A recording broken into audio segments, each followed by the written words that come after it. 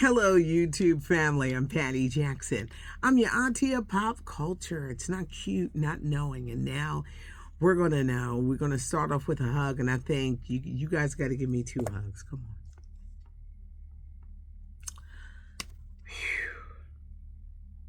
Come on. Gosh, we got to start off with sad news. We lost Roy Ayers yesterday at the age of 84. The vibraphonist, the singer, producer, musician, passed away at his New York City home at the age of 84. Had the chance to host a couple of Roy Ayers shows, and what struck me about him, a very kind man, the great music. Searching, Running Away, You Send Me, Everybody Loves the Sunshine, Coffee, just to name a few. He was a true musician, and he was given the nickname the Godfather of Neo Soul. Many rap artists sampled his music. Him, James Brown, Parliament Funkadelic, they were sampled.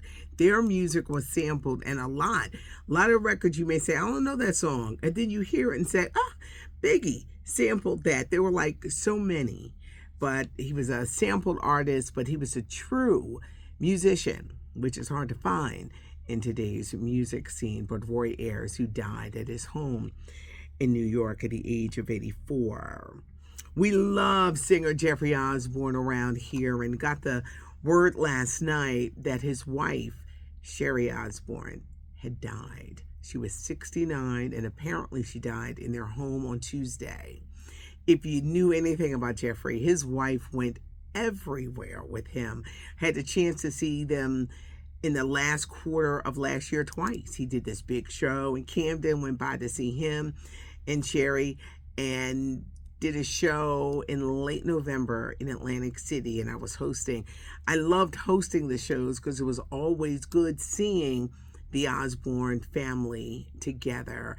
And Sherry Osborne was the rock for her husband, Jeffrey.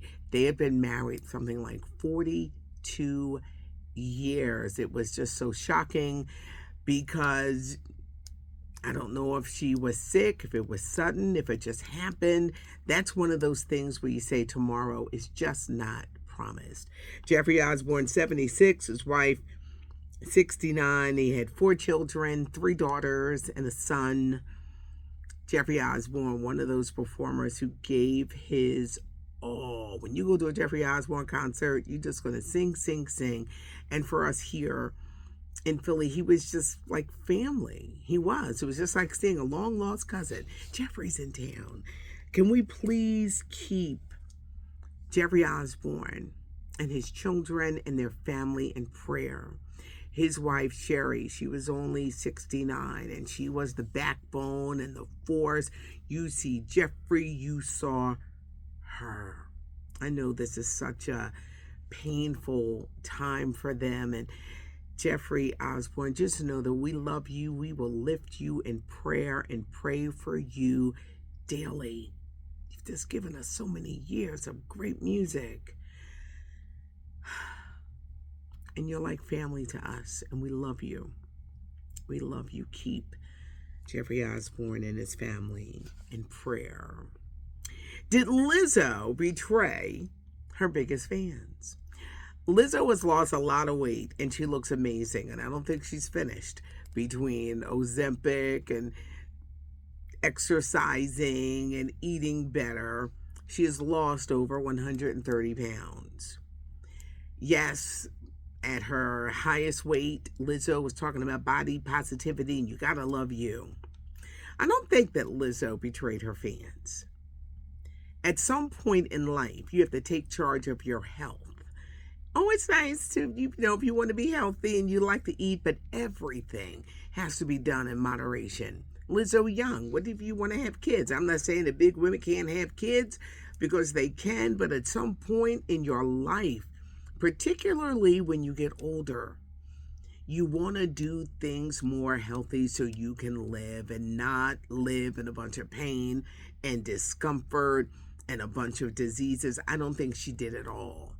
I don't think she lost weight to have people forget about lawsuits and none of that. I think that Lizzo took charge of her health. And people go through body transformations all the time.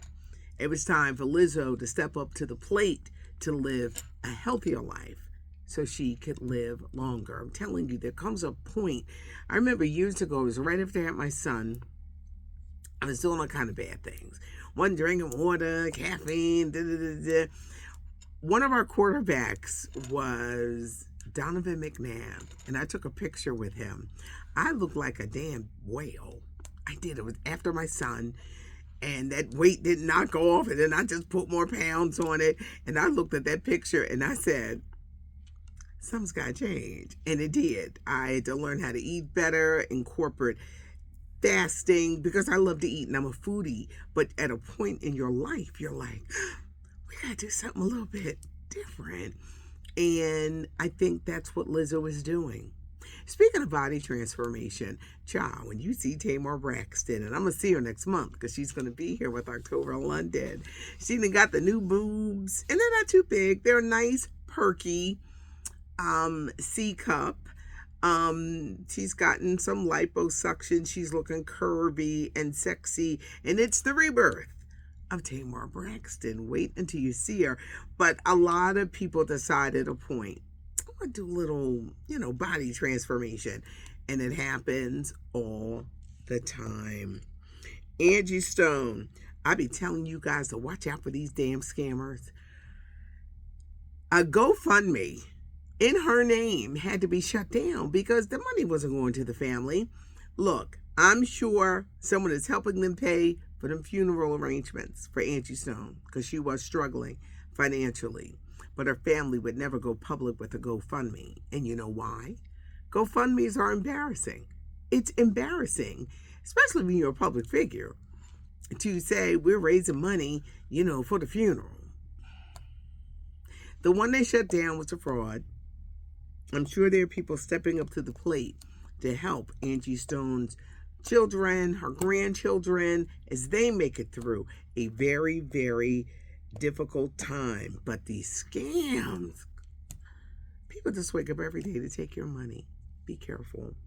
Tom Lamas is going to be the new host of NBC Nightly News. Lester Holt, who held the post down for like 10 years, is stepping down in early June. Big changes are coming to ABC News. I mean, big changes.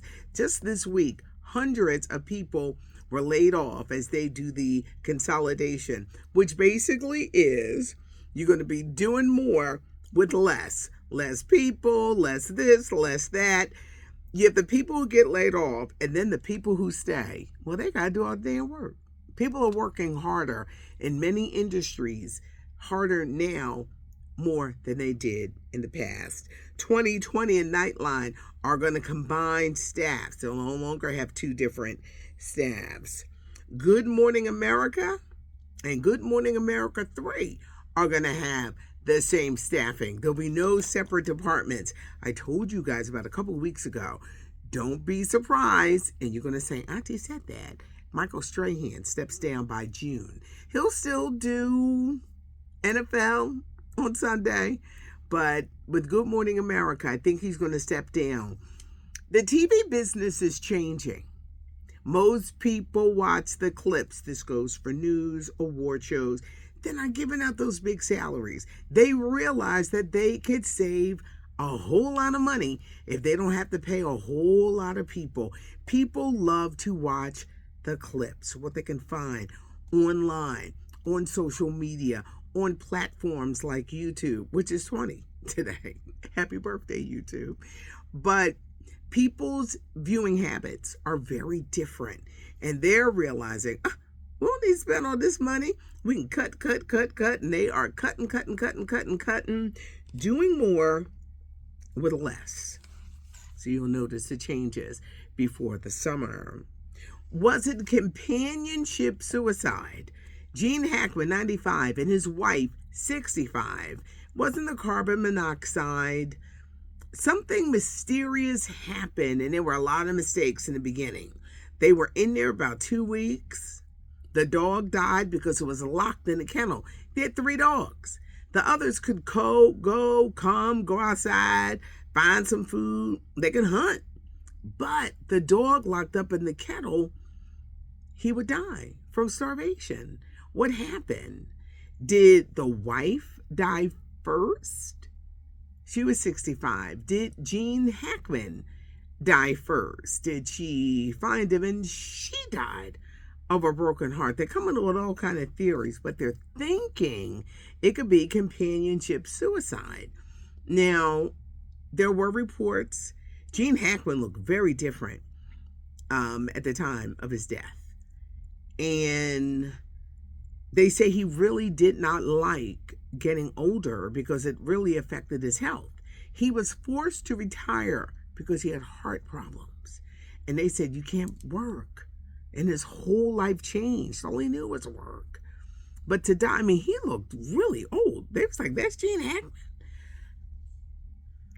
If you get older and you're plagued with health symptoms, a lot of people, it's depressing for many because they're like, wow, I can't even do anything that I used to do. But they're thinking something like a companionship suicide. Kevin Hart is back with Little Kev, a lot of heart, which is streaming now on BET Plus. I know there was like sad stories today and this week and people dying. Y'all say I need an extra hug. I just felt some kind of way in my spirit. I did. Sometimes I'm normally, jovial and want to crack a joke, but sometimes it's hard when you see what's happening in the world around you, when you're constantly faced with this one died and that one died and this one and that one and da-da-da-da-da. Stay strong, everybody, and keep the faith. Be kinder than you feel. Be kinder than you feel. That's a whole phrase, y'all. That's a whole phrase. I'm Patty Jackson. Thanks for joining me. I'm your auntie of pop culture. Some days we knock it out the box with funny stories, and then some days it's like, I need a hug. You just say to somebody, you know what I need? Right now, I need a hug. Thanks for joining me. Notification bell will let you know that we're here. Subscribe to the channel so you don't miss anything. Leave a comment. Leave a comment because I read the comments. I love the interaction, and give us a thumbs up if you like the video. Please keep the family of Roy Ayers in prayer. The family of Jeffrey Osborne on the loss of his wife. Jeffrey, we love you. It's not cute not knowing, and now you're going to know. Can we do another hug? Love you guys. I really do. I'm Patty Jackson. I am your auntie of pop culture.